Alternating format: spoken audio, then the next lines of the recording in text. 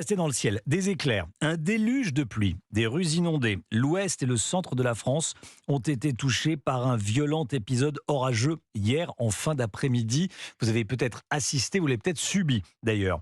Le trafic des trains a été perturbé sur plusieurs axes. Circuler en voiture était également très compliqué dans les zones les plus touchées. Inès Zegloul avec nous. Bonjour Inès. Bonjour. En Normandie, c'est une mini-tornade qui s'est abattue sur plusieurs communes, hein. Oui, un véritable cylindre de vent et d'eau a véritablement déferlé sur la commune de Flamanville hier sur les coups de 15h30. Les nuages qui tournoient, des bourrasques qui arrachent les volets. À sa fenêtre, Alain Petit, qui est maire et habitant de la ville depuis 28 ans, n'avait jamais vu ça.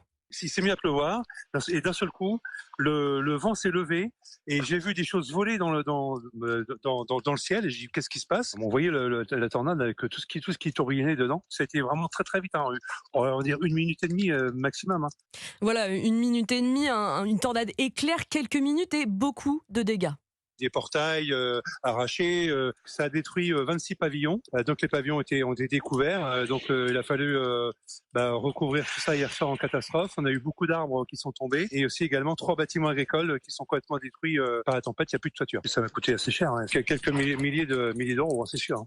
Certains établissements scolaires restent aujourd'hui fermés, comme à Motteville par exemple, à quelques kilomètres de là, également frappé de plein fouet, où une personne légèrement blessée a été transportée à l'hôpital.